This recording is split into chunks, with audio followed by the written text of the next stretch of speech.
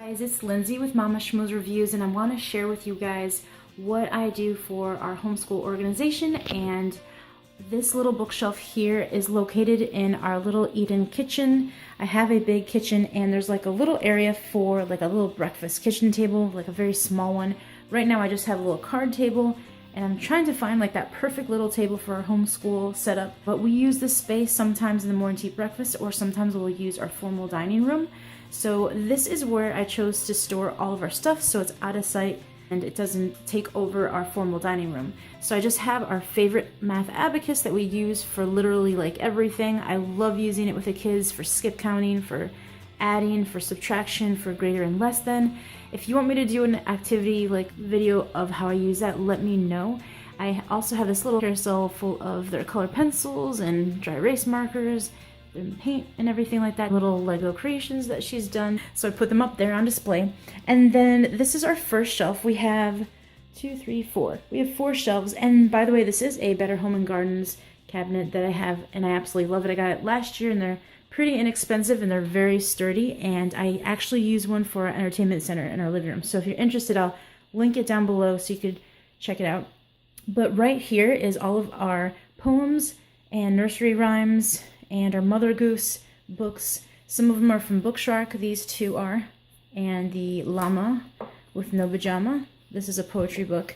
I also have like a book that I got from a teacher that has all the themes and holiday poems with activities that I love. And this book of nature by National Geographic, which is beautiful. The photography is awesome. I have a flip through video on that if you want to check that out. I'll link it like up above. And then all of the classic poetry books.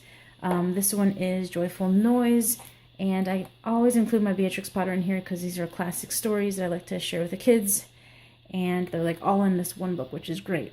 Then I have The New Kid on the Block, Where the Sidewalk Ends, all of the poetry books here, and then our devotionals and our Bible stories, and our favorite Bible book that we love is the Beginner Bible, and we have Big Thoughts for little people. This is definitely for younger crowd, and Blessings for Everyday Devotions. This is for 2 to 3-year-olds. And then our New Testament devotional.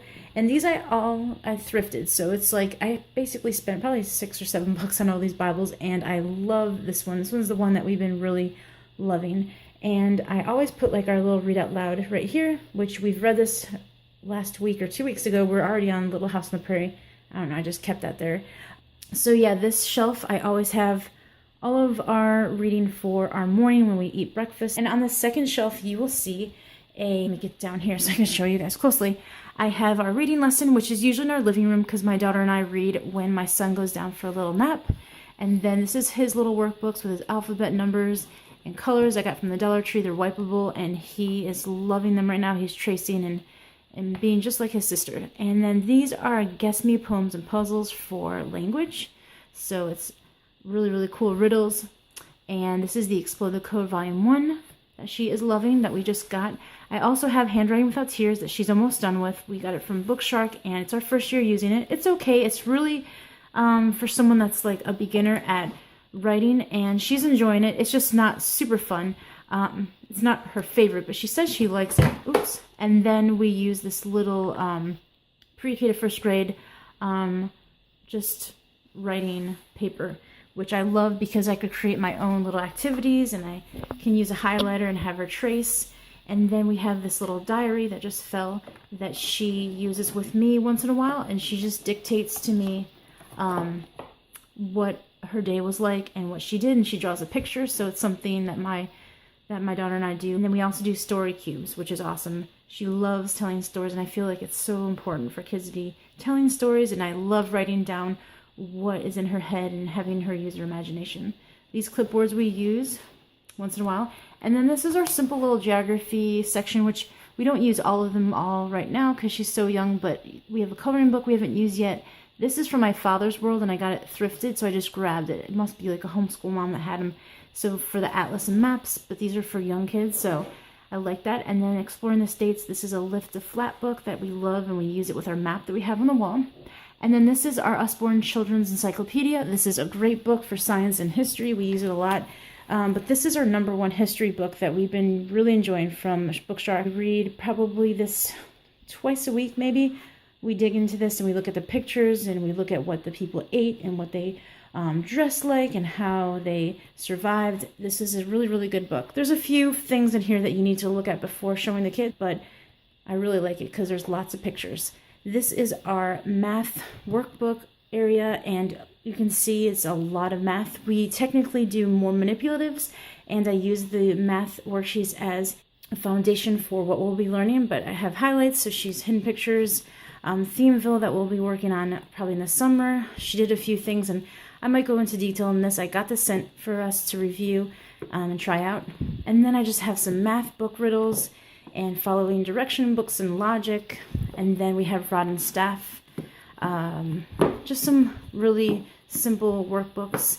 We have Spectrum that we're trying out. We're also trying out Singapore and then Bob Jones University. So I've been using in the inside of this more advanced math, and then this stuff I'll probably have my son do because it's very, very easy. This is her interactive math notebook for her pre-K to kindergarten, and we just use probably a few pages a month or maybe 1 or 2 notebooking for math, and it's just a great way to keep all of your math work that is cut and paste in there. And then I have a folder of all of our math printables that I've created and collected throughout the years that I love reusing in our little reusable slips. And then we have a calendar for my son and the Bookshark calendar for my daughter, which we write in the numbers of the days, and we talk about the days and the weeks and the months and what's happening and the holidays and what we're planning to do and what we're doing. She loves it because there's stickers in there, and she can plan like what we're doing, and if we hang out with friends, she could put a sticker, and she plans while I plan, and we have fun doing it. And it's a lot of math. So this is our science. I have more mud pies to magnets I got from a teacher the other day, and I wanted to keep it. It's pretty cool. I got a science notebook here for my daughter, science notebook for my son for their cut and paste Evan Moore worksheets that we use. And then I have things about the stars and meteors. Then I have insects and spiders, the world got made. I have a lot of Evan Moore science notebooks that are really, really good, and you can copy them and make worksheets, and they can do a lot of cut and paste, and a lot of animal books and things about our body. And we have health and safety manners for first grade from Rebecca that I just got for free at a curriculum sale. And I also got Berenstain Bears Science Fair. This one's so fun. And just some weather books, some body books, some Usborne science activities.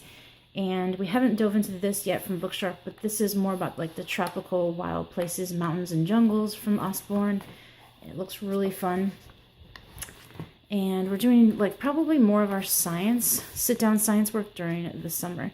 And Usborne beginners, weather, and how flowers are made. And then this is just our elective. We have Spanish workbook that I use for a guide. Our art appreciation for like Baby Einstein for my son. Some Dora Explorer coloring, how to draw 101 animals, and this little cute like doodle, build a doodle book. It's like a step-by-step book. That's really cute.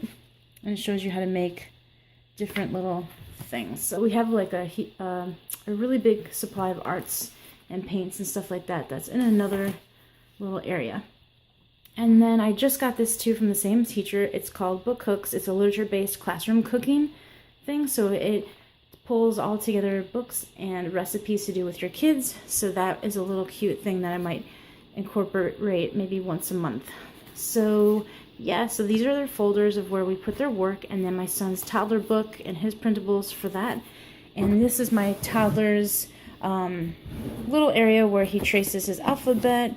We put this, we use this sleeve for my daughter and my son for them to practice their like things that they need to work on. We work on those, and these are just like a bunch of workbooks from the Dollar Tree and a lot of like wipe and clean books that my son loves, and some preschool games, workbook games for him, and a lot of colors and alphabet. That is it, you guys. This is the little setup that I have with most of our curriculum that we use on a daily basis, and I went ahead and minimalized it a lot.